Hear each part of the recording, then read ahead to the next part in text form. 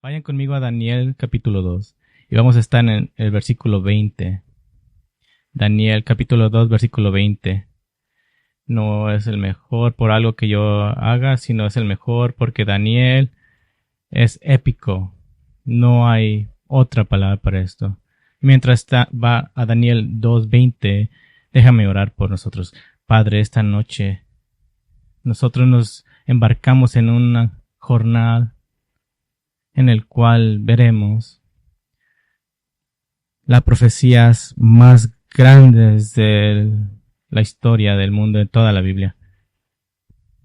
Nosotros miraremos las profecías dadas que son incapaces de ser entendidas, así que nos las has dado una y otra vez usando imágenes para que las podamos entender, y todas ellas que vamos a examinar esta noche nos apuntan hacia adelante, hacia el hecho de que un rey va a venir. Y que el rey de todos los reyes y el señor de todos los señores va a tomar su justo lugar, tanto en el trono de Israel como en el trono del mundo. Y a través del profeta Daniel tú nos revelas lo que va a pasar justo antes de ese tiempo. Te pedimos, Señor, que creas en un sentido de anticipación en nuestros corazones y un anhelo por aquel día que podamos con el apóstol Pablo decir: ven, Señor Jesús, que esa sea nuestra oración esta tarde. Te lo pedimos en el nombre de Cristo Jesús. Amén.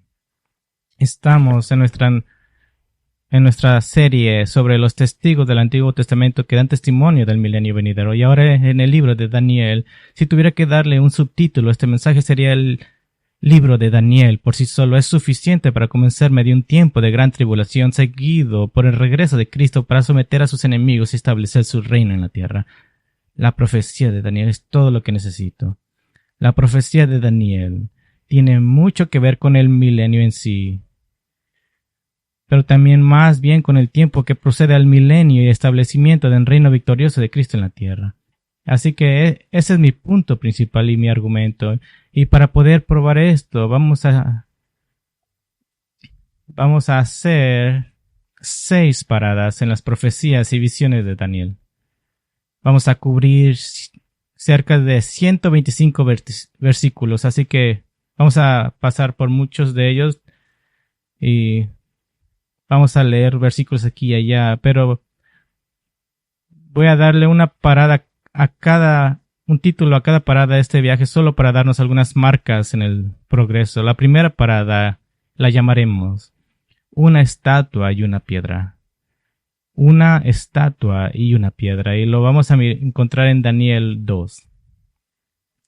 Los subdividiré en partes pequeñas. Primero, déjame darle el escenario. El escenario es el que el profeta Daniel, exiliado en Babilonia y ahora administrador de confianza del rey, es llamado por el rey Nabucodonosor. Nabucodonosor estaba muy preocupado por este sueño que tenía y llamó a un gran grupo de sus hombres más sabios, magos, hechiceros y astrólogos, para verlo. Y el capítulo 2 dice que para verlo, y estaban felices de ayudarles. Simplemente ocupaban que Nabucodonosor les contara el sueño primero, pero el rey quería que le contaran a él el sueño y luego se lo interpretaran. No pudieron hacerlo, así que el rey ordenó que todos los sabios de Babilonia fueran ejecutados, incluyendo a Daniel y a sus amigos. Y cuando Daniel se enteró de esto, buscó una audiencia con el rey. Ese es el escenario. Segundo, vamos a mirar la revelación. La revelación. Daniel y sus amigos buscaron a Dios en una oración, y esa noche Dios se lo reveló el sueño a Daniel, y era de alcance épico y resultaría ser la visión más grande de la historia del mundo jamás dada a un profeta en toda la Biblia. Así que Daniel bendijo a Dios. Daniel 2:20 dice, y dijo: sea el nombre de Dios bendito por los siglos de los siglos, porque la sabiduría y el poder son de Él. Él es quien cambia los tiempos y las edades, quita reyes y pone reyes, da sabiduría a los sabios y conocimiento a los entendidos. Él es el quien revela lo profundo y lo escondido, conoce lo que está en tinieblas y la luz mora en él. A ti, oh Dios de mis padres, doy gracia y alabo porque me has dado sabiduría y poder, y ahora me has revelado lo que te había pedido, pues nos has dado a conocer el asunto del rey. Daniel fue llevado ante el rey, y después de darle al Dios del cielo toda la gloria por haberle revelado el sueño, describió e interpretó el sueño para Nabucodonosor. Y eso nos lleva al sueño. Versículo 31 dice: Usted, oh rey, tuvo una visión en la que había una gran estatua. Esa estatua era enorme y su brillo extraordinario. Estaba en pie delante de usted y su aspecto era terrible. Así que Daniel procedió a descubrir esta imagen. Con una cabeza de oro, sus pecho y brazo de plata y su vientre y muslo de bronce, sus piernas de hierro y sus pies una mezcla de barro y hierro. Era una estatua gloriosa y hermosa. Pero entonces apareció una piedra cortada, sin manos, que golpeó a la imagen a sus pies, aplastando los pies de hierro y arcilla. Y mientras esto sucedía, el resto de la estatua se convirtió en polvo. Se convirtió como polvo y el aire y un viento se lo llevó todo, de modo que no hubo evidencia de esa estatua. Y en este punto Nabucodonosor se quedó sin palabras y no dijo nada, tal vez porque Daniel le había dado en el clavo. ¿Y por qué no? Si fue el mismo Dios que le dio el sueño a Nabucodonosor el que lo reveló a Daniel, pero Dios le dio a Daniel algo ahora que era una información nueva para Nabucodonosor, la interpretación del sueño. Y eso nos lleva a la interpretación. Babilonia y Nabucodonosor mismo, como representante de Babilonia, son la cabeza de oro.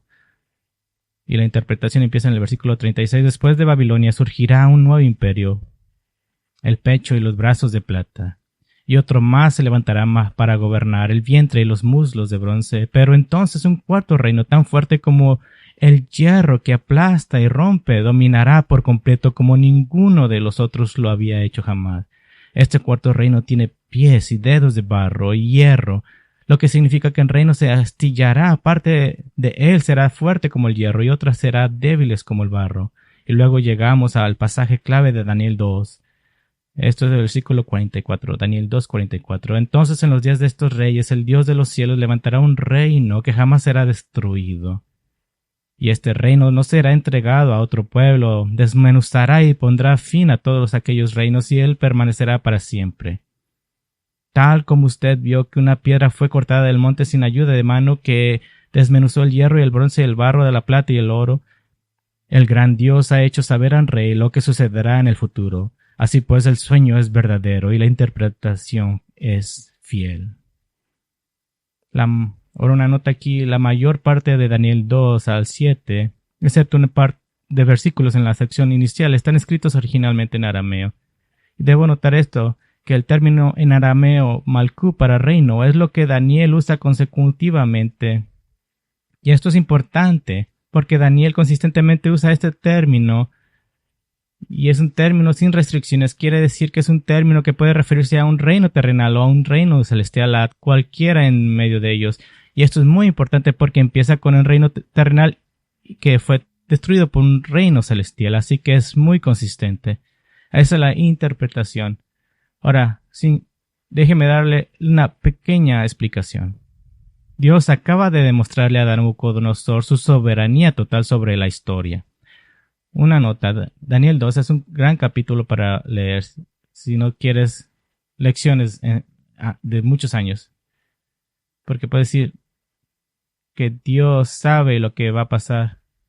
Así que una lección en noviembre no hace diferencia. Él ya ha ordenado todos los reyes que han de hacer. Pero la estatua representa 4 reinos. Todos van a ser aplastados por un quinto reino, el reino de Dios. Daniel identificó directamente el primer reino, la cabeza de oro, Babilonia, dirigida por Nabucodonosor. Nabucodonosor sirve de alguna manera como una sombra de lo que un líder mundial sería. En ese momento era el hombre más poderoso del mundo, fue emperador de muchos reyes.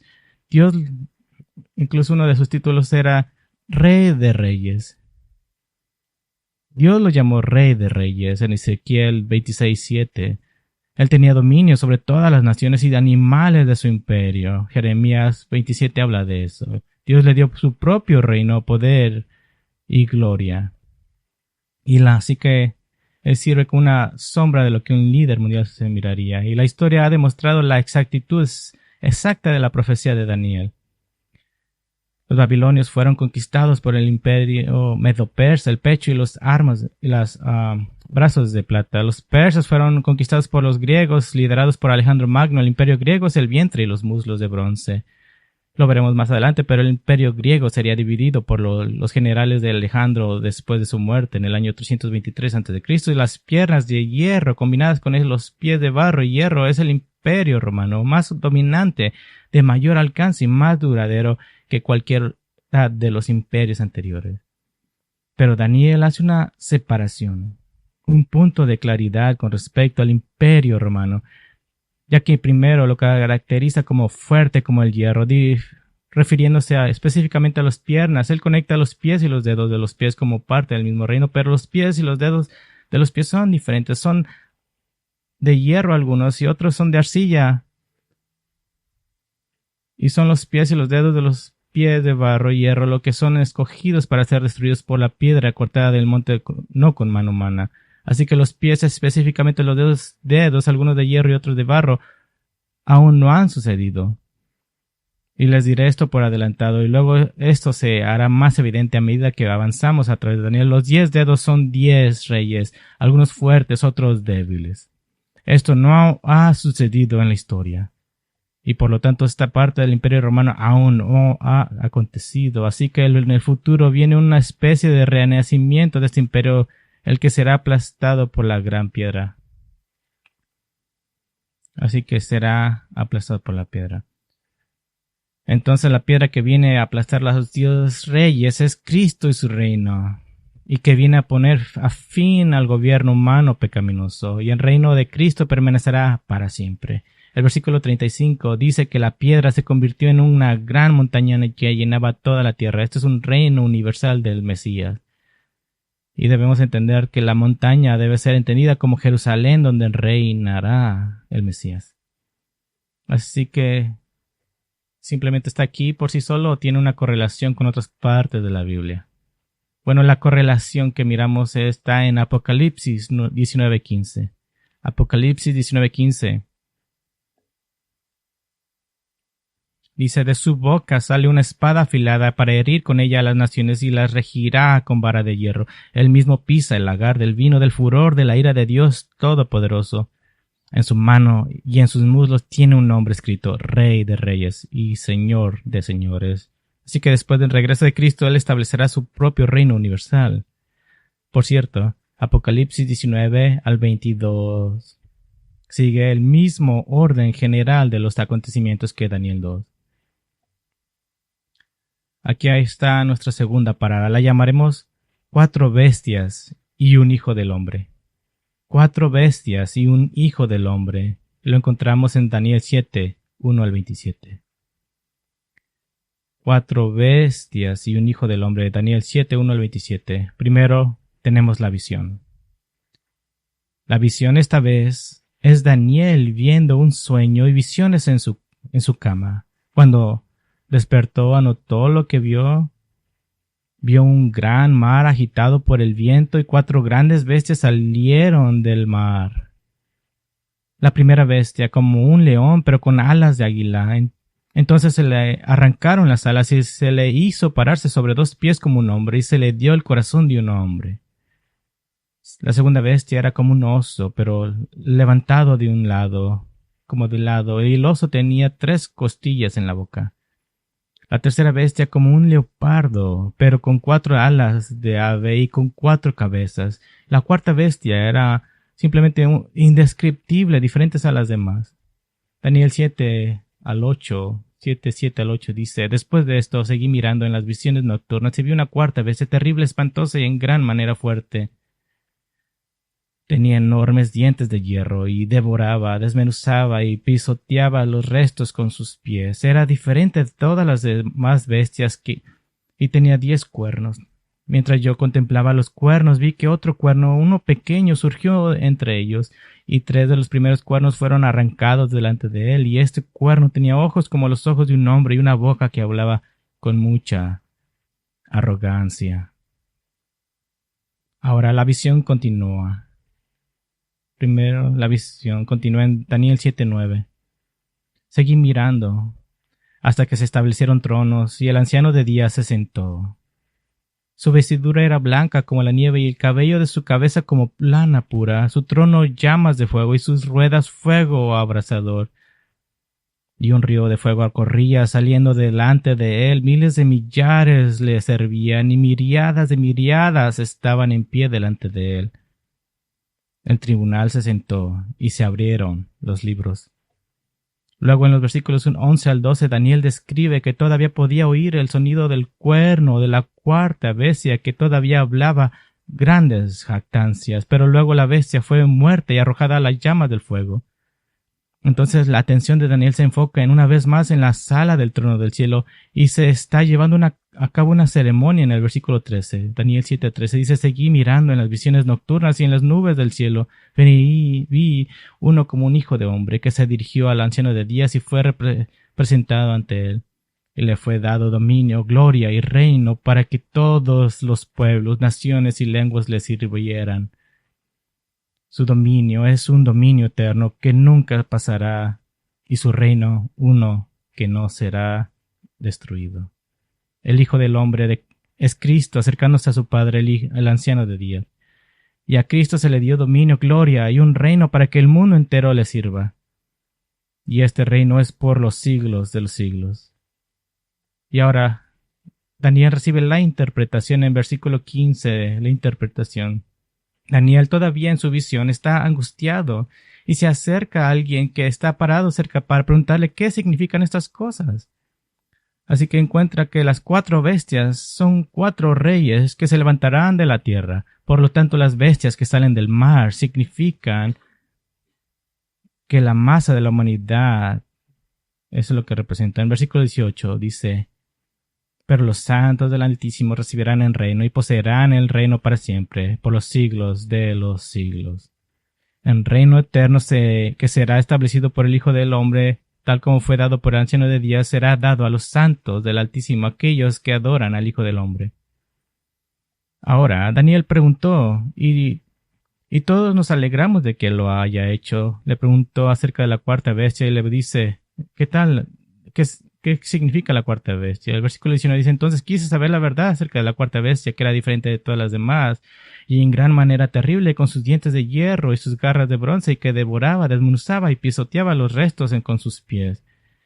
Y la verdad acerca de los 10 cuernos que tenía en su cabeza y del otro cuerno que había surgido delante de los cual cayeron 3 de ellos, es decir, el cuerno que tenía ojos y una boca que hablaba con mucha arrogancia y cuya apariencia era mayor de sus compañeros. Y ahora Daniel obtiene detalles en el versículo 21 al 28 acerca de esta cuarta bestia y el único cuerno de la bestia.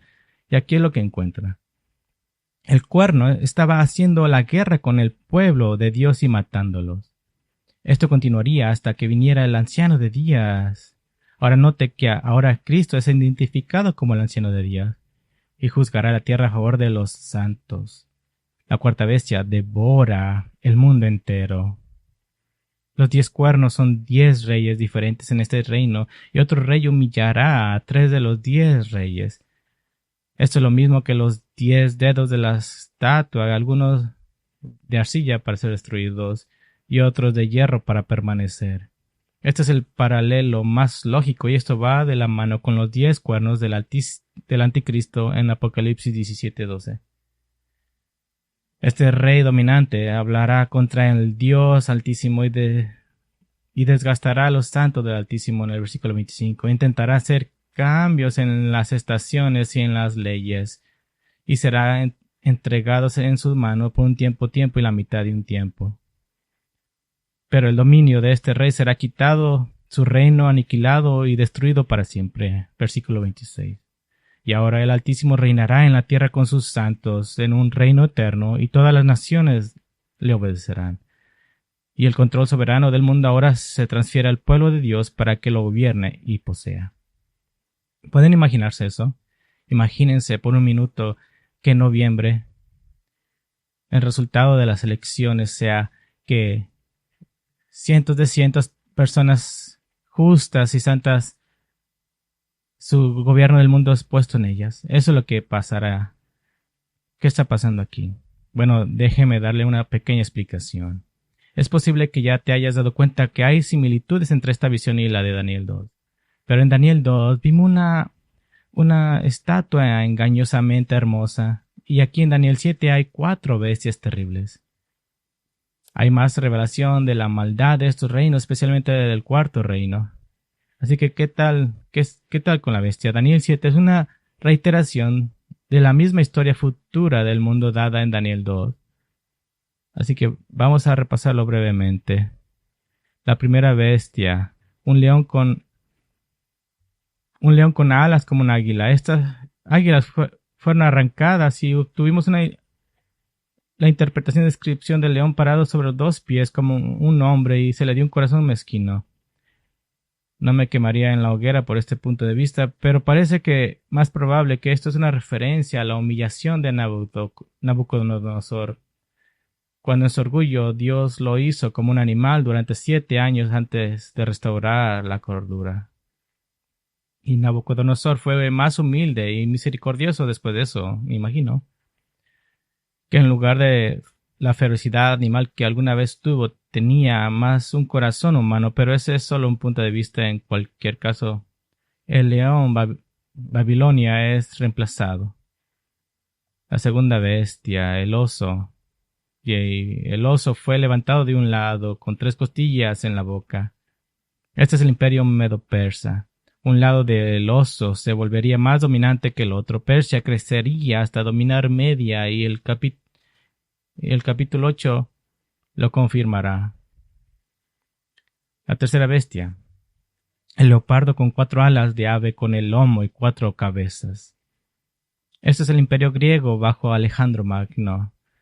Pero a su muerte prematura, su imperio se dividió en 4 partes: en Asia Menor, en Egipto, Macedonia y Siria. Y la cuarta bestia, la bestia indescriptible que es temible y aterradora y extraordinariamente fuerte, con grandes dientes de hierro. Este es el imperio romano. Pero ahora la visión de Daniel nos lleva hacia el avivamiento del imperio romano, hacia el tiempo en el futuro que aún no ha pasado. El cuerno pequeño, el anticristo, que aparece entre los 10, ahora se vuelve dominante y arranca 3 de los cuernos de raíz, lo que significa que derrocará sus reinos y hará que los otros 7 se alineen. Una de las formas en que se forma este nuevo imperio romano. Y este cuerno pequeño de esta bestia está haciendo grandes jactancias a saber que él debe ser adorado, como veremos más adelante en Daniel. Así que la bestia, la cabeza de oro de la estatua es el león, el pecho y los brazos de la plata son el oso, el vientre y los muslos de bronce son el leopardo, y las patas de hierro son la bestia indescriptible. Solo una nota sobre el capítulo 7:12. Dice esto: a las demás bestias se les quitó el dominio, pero les fue concedida una prolongación de la vida por un tiempo determinado. Aunque los imperios están cayendo, los pueblos de los imperios siguen adelante, dado que Daniel 7 nos lleva al tiempo de Anticristo y más allá. Algunos sienten que esto indica que en reino futuro todavía tendrá algunos que no conocen a Cristo. Hemos dicho esto una y otra vez. ¿Quiénes son? Son los descendientes de los sobrevivientes de la tribulación. El teólogo Matthew Irving escribe que una vez que el reino de Dios comience, habrá un periodo de tiempo en el que aquellos que no confían plenamente en el Mesías seguirán viviendo en la tierra. Por tanto, debe haber un periodo intermediario entre el fin de los reinos del hombre y el comienzo del estado eterno libre de pecado. Ahora, esta es una visión masiva. La escena celestial. Ya hemos identificado que el Hijo del Hombre es claramente Cristo, y en esta escena celestial el anciano de días es Dios el Padre. Por cierto, si te estás preguntando por qué en versículo 22 se dice que el anciano de días viene y juzga al mundo, Solo recuerda que Jesús dijo, el que me ha visto a mí, ha visto al Padre. Así que en este caso están cambiando roles y están intercambiando roles. El anciano de días es descrito en términos humanos por el bien de la visión de Daniel. Su cabello, ropa blanca, hablan de pureza y santidad. El trono de fuego y el río de fuego hablan de su gloria y juicio. Es una imagen de la corte que se lleva a cabo. La tierra es declarada culpable y la solución es enviar al Hijo del Hombre. El Hijo del Hombre viene al trono para recibir dominio, gloria y un reino para ser servido por todas las naciones para siempre. Para que quede claro en ese punto, el Hijo del Hombre en esta escena no debe ser otro que el Mesías de Israel. Daniel está en angustia cuando mira y alarmado, por lo que pide más información. El anticristo ahora está librando una guerra contra el pueblo de Dios y matándolo. El anticristo tendrá la intención de hacer cambios en las estaciones y en las leyes, y serán entregados en su mano por un tiempo y la mitad de un tiempo. ¿Qué son los cambios en estaciones y ley? Esto puede hablar de la interrupción del sistema de sacrificios recientemente establecido en Jerusalén, que veremos en capítulo 9. Parece razonable suponer que ahora que el mundo tiene un líder dominante, él hará todas las leyes y calendarios nuevos. El poder corrompe y él será el hombre más corrupto de la historia. No tendrá que rendir cuenta a nadie y dominará el mundo totalmente. Por lo tanto, todo lo que el mundo conoce como normal cambiará. Pero esto solo sucederá por un tiempo y medio tiempo, durante 3 años y medio. Pero el dominio de este rey será quitado, su reino aniquilado y destruido para siempre. Versículo 26 lo dice. Esta venida del Hijo del Hombre finalmente cumplirá la antigua profecía dada por Jacob en Génesis 49:10, de que un rey de la tribu de Judá reinará sobre los pueblos de la tierra, siendo obedientes a él. Y todas las promesas incumplidas que quedan en los importantes pactos incondicionales de Israel, es decir, el abrámico, el davídico y el nuevo, se cumplen ahora por completo en regreso de Cristo. Así que otra vez, ¿esto acaso cae simplemente ahí y está por sí solo? No. Los evangelios presentan la venida del Hijo del Hombre por primera vez, pero con énfasis en el sufrimiento y la muerte de Cristo y también en su resurrección, ascensión y exaltación en el cielo. Pero Jesús, particularmente más cerca del final de su ministerio, fue muy claro en que Él iba a regresar con gran gloria y poder para juzgar a la tierra.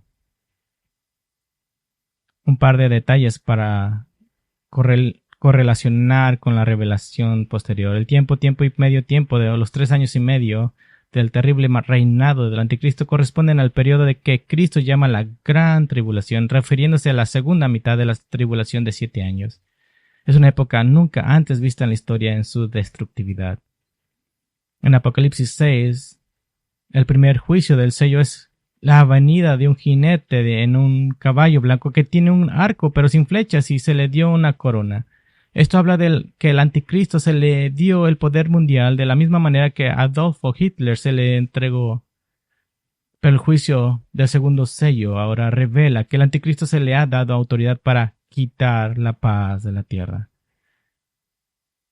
En Apocalipsis 3:10 Jesús prometió a la iglesia de Filadelfia y por delegación a todos los cristianos en la era de la iglesia: yo también os guardaré de la hora de la prueba que está por venir sobre el mundo entero, dijo él. Y en Apocalipsis 7:14 representa a personas en el cielo habiendo sido asesinados por su nueva fe en Cristo. Ahora quisiera señalar a que Juan se le dice: estos son los que salieron de la gran tribulación. Y acuérdese, es un término técnico, y lavaron sus ropas y las emblanquecieron en la sangre del Cordero. Señalo el término técnico, la gran tribulación, hablando de los últimos 3 años y medio, porque Juan se le dice que estos mártires fueron salvos durante los últimos 3 años y medio. Ahora, estoy trayendo esto por una razón.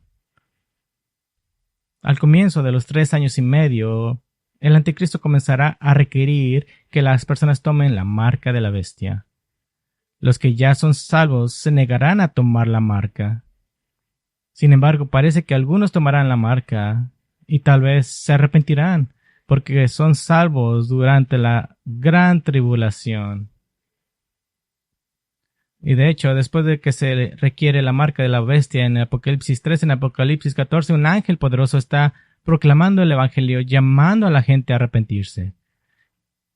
Y dado el hecho que todos los que no tienen, dado eso, el ángel solamente le está aplicando a los que tienen la marca de la bestia. En el Apocalipsis 11, los dos testigos en Jerusalén durante la gran tribulación están llamando a la gente a arrepentirse y muchos lo hacen. ¿Y te acuerdas de la gran jactancia de la bestia en Daniel 7? Bueno, en Apocalipsis 13, 5, 6 hace eco de esto. Dice, a la bestia se le dio una boca que habla palabras arrogantes y blasfemias, y se le dio autoridad para actuar durante 42 meses. Y abrió su boca con blasfemia contra Dios para blasfemar su nombre y su tabernáculo, es decir, contra los que moran en el cielo. Una nota más. ¿Recuerdas que la cuarta bestia le parece indescriptible a Daniel? Los otros eran más fácilmente reconocibles como un león, un oso y un leopardo. Bueno, Juan vio la misma bestia, el anticristo, pero se le describe como un mestizo compuesto de parte de león y oso y leopardo, que es una combinación de todos ellos. En otras palabras, esta bestia, este reino, tiene todos los aspectos más aterradores de los tres anteriores y los ha incorporado a todos en un dominio mundial nunca antes visto. Bueno, llegamos a nuestra tercera parada y la llamaremos un carnero y un macho cabrío. Un carnero y un macho cabrío, y lo encontramos en Daniel 8:1. En este punto vas a empezar a saber lo que significan estas visiones, porque Dios continúa contando la misma historia una y otra vez, desde diferentes puntos de vista y con diferentes imágenes. Así que, primero, en versículo 1 y 14 miramos la visión. Primero, a Daniel se le muestra un poderoso carnero, un poderoso carnero que tenía dos cuernos, uno más largo que el otro. El carnero está golpeando en todas direcciones y ninguna bestia o poder puede resistirlo. Y segundo, mientras Daniel está pensando en el carnero, ve un macho cabrío que viene del oeste volando rápidamente sobre la tierra sin tocar el suelo. Nunca he mirado un carnero volante, pero Daniel lo vio. El macho cabrío tenía un cuerno conspicuo entre los ojos. Tal vez no hayan unicornios, pero Daniel ve un unicabrito. Pero ahora el macho cabrío viene corriendo a toda velocidad hacia el carnero, en su fuerte ira, y mira lo que pasa. Capítulo 8:7. Lo vi venir junto al carnero y enfurecido contra él hirió al carnero y le rompió los dos cuernos, y el carnero no tenía fuerza para mantenerse en pie delante de él. Lo arrojó en tierra y lo pisoteó, y no hubo nadie que librara al carnero de su poder. El macho cabrío se engrandeció sobremanera, pero en cuanto llegó a ser poderoso, el gran cuerno se le rompió, y en su lugar le salieron 4 cuernos prominentes hacia los 4 vientos del cielo. Ok, el unicabrito ahora es un cuadrocabrito, y no llegaremos más lejos de eso. Pero en lugar de un cuerno, ahora hay 4. Y uno de los 4 se haría poderoso dice ahí, en la hermosa tierra. Eso es Israel. Profanará los sacrificios y profanará el templo. Esa es la visión. Daniel ahora recibe la interpretación en versículo 15. Tiene la visión explicada por parte del ángel Gabriel. Miren en el capítulo 20, 8:20. El carnero que vistes con los 2 cuernos representa a los reyes de Media y Persia. El macho cabrillo peludo representa al rey de Grecia, y el cuerno grande que está entre sus ojos es el primer rey. El cuerno roto y los 4 cuernos que salieron en su lugar representan 4 reinos que se levantarán de su nación, pero no con su poder. El macho cabrío peludo no es solo el imperio griego, sino el rey de Grecia, Alejandro Magno. Y en los versículos 24 al 26, Gabriel describe el asombro el asombroso poder destructivo de este poderoso cuerno de los cuatro. Ahora, en este caso particular, hay una tipología figurativa, no tienen que recordarlo, pero que significa es que hay un cumplimiento cercano y un cumplimiento lejano de esta profecía. A corto plazo, Antíoco Epifanes, uno de los gobernantes del imperio griego, dividido a cuatro bandas a mediados del siglo II, profanaría el templo de Dios, Jerusalén, y se opondría a Dios y a la adoración de Dios. Pero si bien él es un modelo, una sombra de lo que será el anticristo, es solamente una imagen de él. Ahora, ¿cómo explicamos todo esto? Probablemente ya te has dado cuenta de esto. El carnero del capítulo 8 es el oso del capítulo 7, que son los pechos y los brazos de plata del capítulo 2, el imperio medio persa. Un cuerno es más grande que el otro. Los persas eran ya dueños de los medos, pero son lo suficientemente grandes como para ser una poderosa ayuda para la causa de los persas.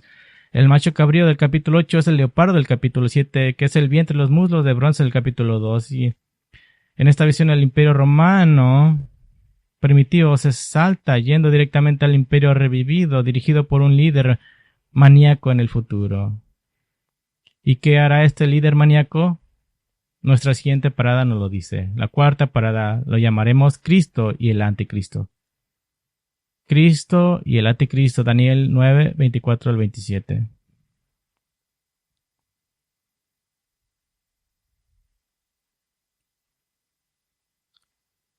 Primero que nada, miremos a la profecía. Después de leer en Jeremías que el exilio de Israel sería 70 años y darse cuenta de que desde la perspectiva de Daniel ya han pasado unos 67 años de esos, se lanza a orar y de suplicar fervientemente al Señor. Y déjame regresar al versículo 20. Daniel 9:20 dice: aún estaba yo hablando, orando y confesando mi pecado y el pecado de mi pueblo Israel, y presentándome mi súplica delante del Señor mi Dios por el santo monte de mi Dios. Y mientras oraba, el hombre Daniel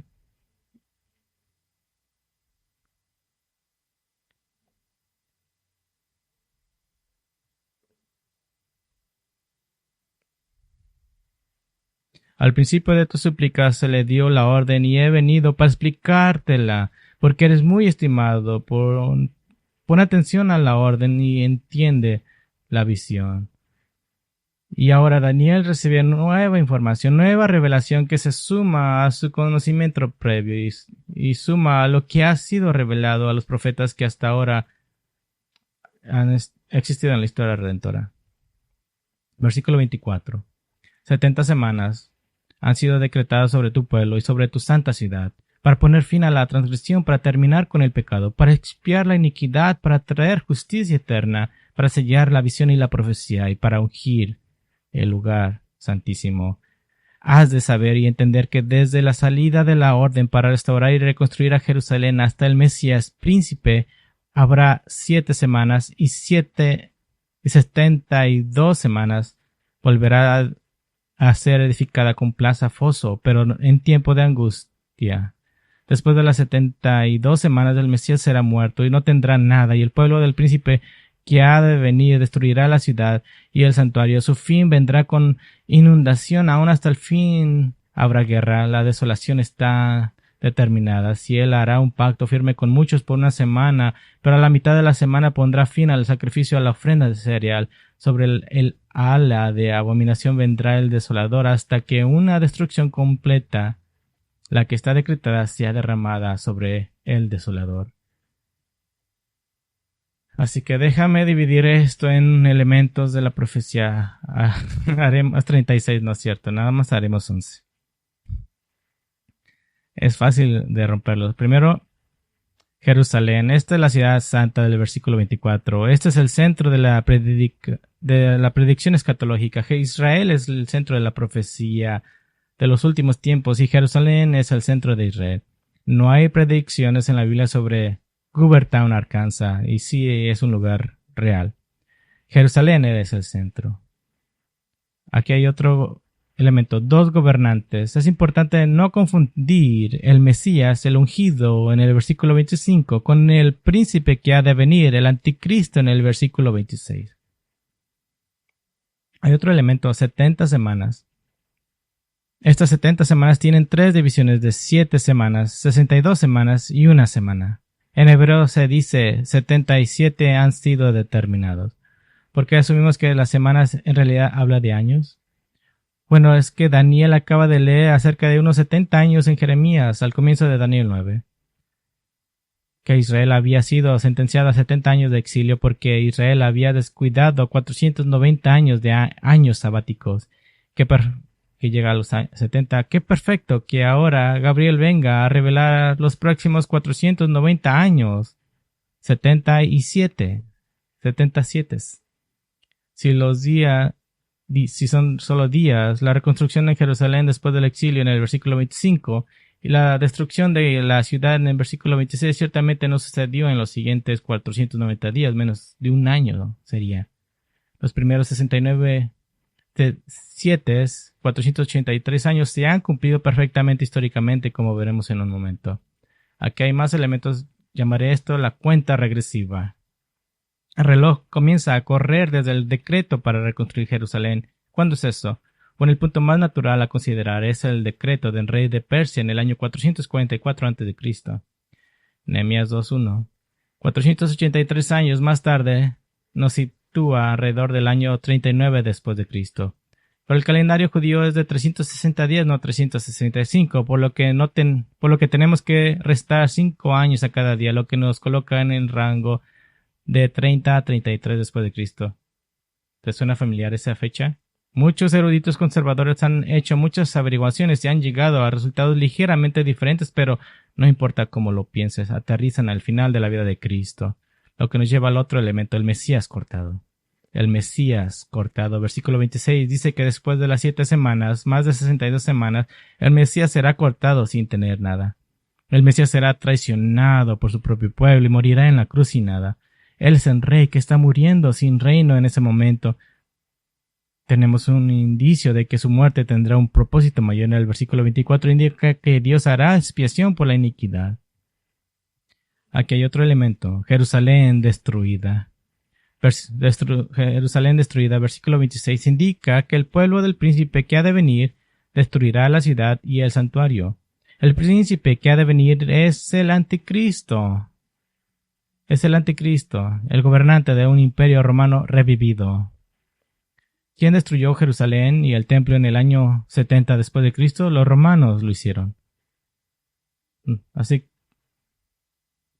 nótese, por cierto, que Daniel está recibiendo una profecía de que en unos pocos años, desde su punto de vista, se dará un decreto para reconstruir Jerusalén y entonces la ciudad y su nuevo templo serán destruidos en una fecha posterior. Esta es la precisión divina.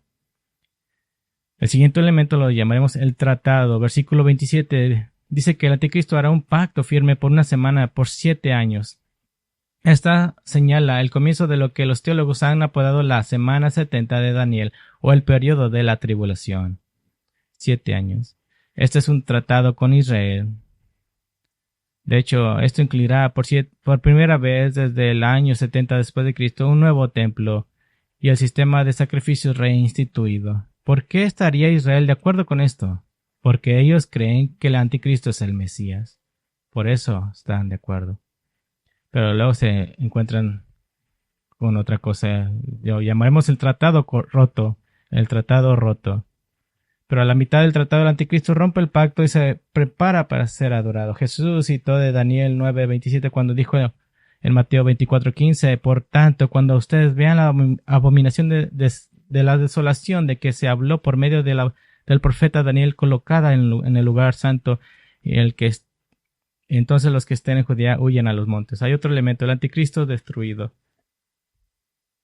Hay 3 frases que declaran la destrucción del anticristo, hasta una destrucción completa, una que está decretada, su ascenso y su caída ya están planeados, y la otra frase que dice derramada sobre el desolador. Derramada es la idea de la plena intensidad de la ira de Dios. Cuando Cristo regrese, Apocalipsis 19:20 dice, y la bestia fue apresada, junto con él el falso profeta que hacía señales en su presencia, con las cuales engañaba a los que habían recibido la marca de la bestia y a los que adoraban su imagen. Los dos fueron arrojados vivos al lago de fuego que arde con azufre. Hay otro elemento, la nueva era, una nueva era. Versículo 24 dice, tu santa ciudad, para poner fin a la transgresión, para terminar con el pecado, para expiar la iniquidad, para traer justicia eterna, para sellar la visión y la profecía y para ungir al lugar santísimo. La justicia eterna declara la descripción de una naturaleza del reino venidero, para sellar la visión y la profecía, el cumplimiento de toda la profecía que no más a esperar ansiosamente a las promesas de Abraham, David y a las promesas del nuevo pacto. Todas se hacen verdad. Dice también que para ungir al lugar santísimo, la edificación y la consagración del nuevo templo milenario, como se describe en Ezequiel 40 al 48. Qué gloriosa descripción, pero quiero que se fijen en lo que hace posible estas tres descripciones, estas tres bendiciones. Trae tres bendiciones anteriores en el versículo 24.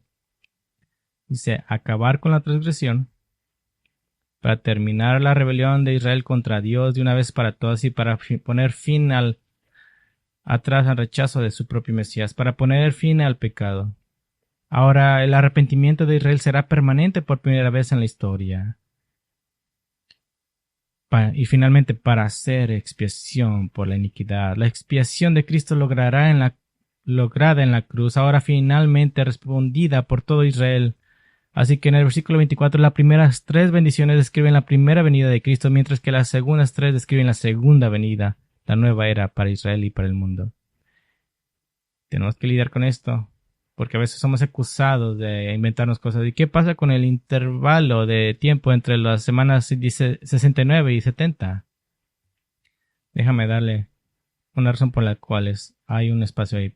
Primero que nada, las últimas tres bendiciones en el versículo 4 no se han completado. No vivimos en un mundo caracterizado por la justicia eterna, por el cumplimiento de todas las profecías. Si usted vive así, en un lugar así, yo no. Y un lugar caracterizado por la consagración del lugar santísimo. Le reto que vaya a Jerusalén y diga, hoy no puedo esperar para que el nuevo templo sea construido. Mateo 13. Jesús se comienza a predicar en parábolas porque por un tiempo se está alejando de Israel debido a su incredulidad y cuenta muchas parábolas sobre la época de la iglesia en la que son reunidos los ciudadanos del reino. Efesios 3. Pablo declara la actual mayordomía o dispensación de la gracia de Dios en la era de la iglesia como ministerio ahora revelado, que los gentiles son coherederos y copartícipes de las promesas en Cristo Jesús por medio del Evangelio. Hay una segunda razón, y es muy obvia para mí. Creo que también para ustedes. Los incidentes en el versículo 26 insisten en que hay una brecha. Después de la semana 69 y antes de la semana 70, el Mesías es cortado. Eso fue en el año 30 al 33 después de Cristo. Jerusalén será destruida y el templo diezmado en el año 70 después de Cristo. Y la guerra y la destrucción se decretan como se describe más ampliamente en Mateo 24 y en todo el libro de Apocalipsis. Así que debe de haber una brecha. Le daré la tercera y es mi favorita. Jesús enseñó una brecha y deberíamos simplemente con estas estar a gustos. En Mateo 24:15 él cita a Daniel 9 concerniente a la abominación desoladora, el anticristo preparándose para ser adorado en Jerusalén. Él indica en el versículo 21 que este es el comienzo de la gran tribulación. Los últimos 3 años y medio.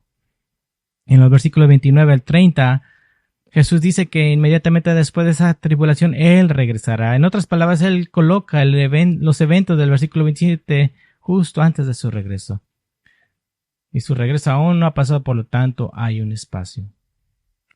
Y la cuarta razón es que los otros pasajes importantes de Daniel concernientes a este periodo dicen que hay una brecha. No sé si esto es significativo, pero ciertamente no es una coincidencia. El ministerio de Cristo en la tierra fue de aproximadamente 3 años y medio, y el anticristo llevará a cabo la parte más malvada y violenta de su programa empoderado por Satanás durante 3 años y medio. El ministerio de Cristo, la Santísima Trinidad de Dios, el Padre, del Hijo y del Espíritu Santo, estaban involucradas, y en la gran tribulación la inicua Trinidad de Satanás, el anticristo, su falso profeta, estará trabajando arduamente para dominar el mundo. Podemos mirar las dos imágenes. Hay una quinta parada. La llamaremos el escenario para el Armagedón. El escenario para el Armagedón, y lo encontramos en Daniel 11 al 36. Déjame darte el escenario. El capítulo 8 prestó atención profética a dos de los reyes específicos que surgirán del imperio griego, formando los mini reinos conocidos como los Ptolomeos, el sur de Egipto, y los Seleucitas al norte de Siria. El malvado rey Seleucita Antico, a mediados del siglo II, se le dio a sí mismo el título de Epifanes, que significa el ilustre, pero era tan despiadado y traicionero que su apodo era el Epimanes, que significa el loco. Y lo mencioné antes como el que profanó el templo de Dios en Jerusalén y se opuso a Dios y la adoración de Dios. Pero en el versículo 36 el texto salta a los acontecimientos posteriores a la época de Alejandro Magno, a un tiempo, a un futuro. Ahora hay un líder como Antíoco Epífanes que ahora describe eventos que no sucedieron en sus días.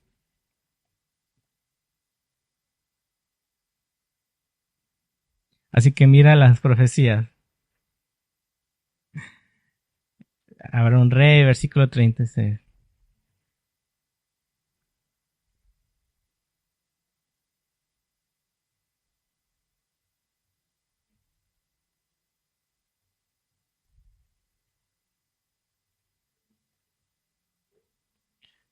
No le importarán los dioses de sus padres, ni el... ¿Qué quiere decir eso? Que este rey anticristo debe de ser un líder gentil, no es un judío. Se convertirá en el líder más dominante de la historia con la ayuda de un dios extranjero, es decir, un dios cuyo nombre sus antepasados nunca conocieron. El candidato más probable para esto, disque Dios, es Satanás. El libro de Apocalipsis es claro en cuanto a que Satanás es el poder detrás del anticristo, pero ahora el anticristo va a tener algunos problemas. No todo el mundo está contento con su dominio. Versículo 40. 11:40 dice: y al tiempo del fin, el rey del sur se establecerá con él, y el rey del norte lo atacará con carros, jinetes y con numerosas naves. Entrará en su tierra y las invadirá y pasará. También entrará en la tierra hermosa, y muchos países caerán, pero estos serán librados de su mano: Edom, Moab y los más selectos de los amonitas. Y extenderá su mano contra otros países, y la tierra de Egipto no escapará. Se apoderará de los tesoros ocultos de oro y de plata y de todas las cosas preciosas de Egipto. Libios y etíopes seguirán sus pasos. Estos eventos ocurren cerca del final de la segunda parte del 77 de Daniel 7, cerca del final del periodo de los 7 años de la tribulación. Pero el rey del sur ataca a Jerusalén, muy probable a Egipto. Dice que otras naciones se unirán a este ataque. Al mismo tiempo, el rey del norte atacará. El anticristo responderá a esta invasión con una fuerza tremenda: carros, jinetes y muchos barcos. Él personalmente tomará el control de muchas tierras. Ahora, ¿por qué se preocuparía el anticristo por Jerusalén? Es la sede de su poder religioso, donde se ha establecido para ser adorado. Y como tiene el control militar total de la tierra hermosa, esa es Israel, por el momento la lucha será contra el anticristo, y el resultado será su control personal sobre muchos países. Versículo 44. Pero rumores del oriente y del norte lo turbarán, y saldrá con un gran furor para destruir y aniquilar a muchos. Ahora, el anticristo recibe un informe alarmante del este y del norte. ¿Qué podría alarmar al hombre más poderoso del mundo? Bueno, Apocalipsis 9, en el 14, Dice, y decía al sexto ángel que tenía la trompeta: suelta a los 4 ángeles que están atados junto al gran río Éufrates. Y fueron desatados los 4 ángeles que habían sido preparados para la hora, el día, el mes y el año, para matar a la tercera parte de la humanidad. El número de los ejércitos de los jinetes era 200 millones. Yo escuché su número. Eso alarmaría incluso al anticristo. Un ejército de 200 millones. Entonces el anticristo se prepara para salir a su encuentro. Versículo 45 dice: plantará las tiendas de su pabellón entre los mares y el monte glorioso y santo, pero llegará a su fin y no habrá quien lo ayude. ¿Qué está pasando aquí? Estamos tratando de poner todas las piezas juntas. Es totalmente posible que esta preparación para esta batalla masiva está listándose para pelear con 200 millones de soldados. Y creo que es en este punto, Mateo 24:30, dice: entonces aparecerá en el cielo la señal del Hijo del Hombre, y todas las tribus de la tierra harán duelo y verán al Hijo del Hombre que viene sobre las nubes del cielo con poder y gran gloria. Y ahora toda la prioridad de todo el mundo cambia. Apocalipsis 19:20 dice: entonces vi a la bestia, a los reyes de la tierra y a sus ejércitos reunidos para hacer guerra contra aquel que iba montado en el caballo blanco y contra su ejército. Y la bestia fue apresada junto con él el falso profeta, que hacía señales en su presencia, con las cuales engañaba a los que habían recibido la marca de la bestia y a los que adoraban su imagen. Los dos fueron arrojados y vivos al lago de fuego que arde con azufre. Ahora, los detalles del versículo 40 al 45 tienen una variedad de opiniones en cuanto a cuáles los reyes y las naciones son. Incluso algunos miran al rey del norte como el anticristo. Lo que sí sabemos con certeza es esto: una preparación por una batalla masiva ocurre a las afueras de Jerusalén, y luego el anticristo llega a su fin y nadie lo ayudará. Hagamos una parada más, la llamaremos el principio del reino. El principio del reino lo encontramos en Daniel 12. Ahora, si soy Daniel, estaría aterrorizado en este punto. ¿Cómo puedes entender esto? Así que Daniel recibe un consuelo tremendo y lo recibe en diferentes formas. Primero, él recibe en el rescate de Israel. Capítulo 12:1. En aquel tiempo se levantará Miguel, el gran príncipe que vela sobre los hijos de tu pueblo. Será un tiempo de angustia, cual nunca hubo desde que existen las naciones hasta entonces. Y en ese tiempo tu pueblo será librado, todos los que se encuentren inscritos en el libro. Ahora Daniel acaba de escuchar la información de que Israel será el centro de la batalla más grande en la historia del mundo. Esto naturalmente le preocuparía. El arcángel Miguel, el defensor de Israel, protegerá el pueblo de Dios y lo guardará del intento de Satanás de destruir a todos los judíos de la tierra. Lo que describe Apocalipsis 12: la nación de Israel nunca más estará sujeta a crueles gobernantes gentiles. Así que es confortado con el rescate de Israel, también con la resurrección de los muertos, del capítulo 12:2. Y muchos de los que duermen en el polvo de la tierra despertarán, unos para la vida eterna y otros para la ignominia, para el desprecio eterno. Algunos piensan que, como discutimos en Ezequiel 37 en el Valle de los Huesos Secos, esto está hablando solo de la resurrección espiritual de Israel, pero dado el contexto de la batalla de Armagedón, y dado que muchos judíos perderán sus vidas a manos del anticristo, y dado que este versículo habla de dos categorías de personas, los salvos y los perdidos, entonces lo más probable es que esté hablando de la resurrección individual. Los judíos incrédulos serán resucitados para el juicio. Esto sucederá después del milenio, en el juicio del gran trono blanco. Los judíos creyentes serán resucitados a la vida en el milenio. Por lo tanto, parece que los santos del Antiguo Testamento han resucitado en este punto, lo cual tendría sentido, ya que ahora Cristo está trayendo el nuevo reino y un Israel restaurado, y todo el Israel salvado de todas las edades estará regresando a casa. Esto es cuando Abraham llega a casa, esto es cuando Isaac llega a casa, es cuando Jacob, cuando David llega a casa. Qué bienvenida será aquella. Pero su consuelo continúa, y esto lo llamaremos el predominio del Evangelio. El predominio del Evangelio. Versículo 3 dice, los entendidos brillarán como el resplandor del firmamento, y los que guiaron a muchos a la justicia como a las estrellas por toda la eternidad. Recuerde que los sobrevivientes de la gran tribulación que sean salvos estarán en el reino y continuarán teniendo hijos. Los judíos resucitados serán aquellos que guían a muchos a la justicia, un poderoso ejército de santos perfectos que mostrarán a las nuevas generaciones el camino de Cristo.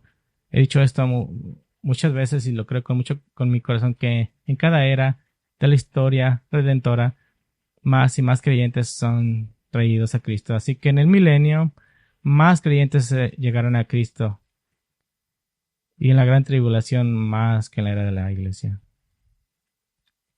Otro consuelo que recibe Daniel, el tiempo intermedio. El tiempo intermedio, versículo 4. Pero tú, Daniel, guarda en secreto estas palabras y sella el libro hasta el tiempo del fin. Muchos correrán de aquí para allá y el conocimiento aumentará. Aparentemente estas profecías no estaban destinadas a ser predicadas inmediatamente, sino leídas más tarde. Y adquieren una importancia extrema ya que la historia ha demostrado que son perfectas. Ahora se le dice a Daniel que su ministerio ha terminado. Versículo 9. Él respondió, anda, Daniel, porque estas palabras están cerradas y selladas hasta el tiempo del fin. Y su consuelo último, la conclusión. Muchos serán purificados, emblanquecidos, refinados. Los impíos procederán impíamente y ninguno de los impíos comprenderá, pero los entendidos comprenderán. Y desde el tiempo en que el sacrificio perpetuo se ha quitado y puesta la abominación de la desolación, habrán 1290 días, y bienaventurado el que espere y llegue a 1335 días. Pero tú sigue hasta el fin, descansarás y te levantarás para recibir tu heredad al fin de los días.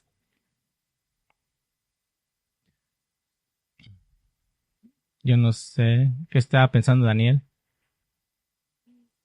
Pienso que simplemente pensó, estoy tan a gusto que esto haya terminado, esta visión haya terminado. Pero ¿qué quieren decir estos números?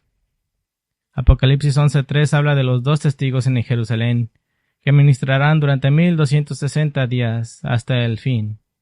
Aquí en el versículo 11, Daniel se le dice a Daniel que habrá 1290 días hasta el fin. En el versículo 12 se da una bendición a aquellos que logran entrar en el reino en la marca de los 1335 días. Hay muchas maneras de justificar estos números. Quizás la solución más simple es que en la marca de 1260 días, cuando los 2 testigos de Apocalipsis 11 son asesinados, resucitados y llevados al cielo, al estilo del rapto, es quizás en este momento en que la señal del Hijo del Hombre aparecerá en el cielo. Entonces todas las tribus de la tierra se lamentarán y verán al Hijo del Hombre venir sobre las nubes del cielo con poder y gran gloria.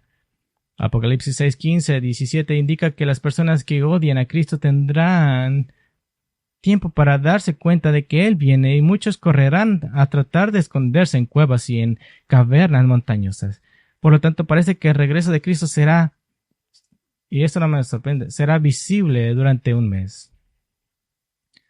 Que lo verás venir. Y luego la batalla, el establecimiento del nuevo reino, incluyendo los juicios de todos los sobrevivientes, tomará otros 45 días, llegando a los 1335 días. Recuerde que en otros mensajes hablamos de que en este tiempo Dios reunirá a su pueblo de todo el mundo. Jesús lo dijo de esta manera en Mateo 24:31. Y Él enviará a sus ángeles con una gran trompeta y reunirá a sus escogidos de los 4 vientos desde un extremo de los cielos hasta el otro. Esto no es el rapto de la iglesia, eso pasó 7 años antes. Esta es la reunión de todo el pueblo de Dios, de todo el mundo, cuando Cristo regrese. Tengo una pregunta para usted. Mi argumento original, le dije al principio, es el libro de Daniel por sí solo es suficiente para convencerme de un tiempo de gran tribulación seguido por el regreso de Cristo para someter a sus enemigos y establecer su reino en la tierra. Mi pregunta para ti es, ¿tú lo crees? Porque esto es lo que enseña Daniel y es lo que enseña Ezequiel y es lo que Amos y de Génesis a Apocalipsis enseña. Y es una tremenda alerta. En 1884, un teólogo llamado George Peters escribió un libro llamado La Biblia enseña enfáticamente, escribió un libro llamado En Reino Teocrático. Y era más inteligente que 10 personas, 10 como yo puestos juntos. Así que déjame darte la traducción en lugar de leer todo el párrafo. Dijo, si no crees las profecías del Antiguo Testamento y al pie de la letra, te quedas incapaz de anticipar ansiosamente las glorias de un reino mesiánico. Si las tomas como verdaderas, puedes vivir cada día mirando hacia el cielo y diciendo junto con Juan, ven Señor Jesús, y esperando aquel día. Oremos juntos. Nuestro Padre, no puedo imaginarme cómo sería estar en los pies de Daniel, teniendo estos sueños y señales, mostrándoles cosas tan únicas, tan épicas, que condescendiste a usar símbolos, imágenes que fueran entendibles, leones y cabras, estatuas, y pintaste esta imagen en términos simples el fin épico de todas las cosas. Y Padre, nos llega la pregunta para aquellos que no han creído en el Señor Jesucristo. ¿Cuándo creerás? Tú le dijiste a Daniel precisamente acerca de la caída del imperio babilónico, de caída del imperio medo-persa, la caída del, del imperio griego, el imperio romano. Y has dicho que regresará. Así que si has sido tan perfectamente preciso, cuánto más debemos de creer que el Señor Jesucristo, cuando dijo que al fin de nuestras Biblias, he aquí vengo pronto,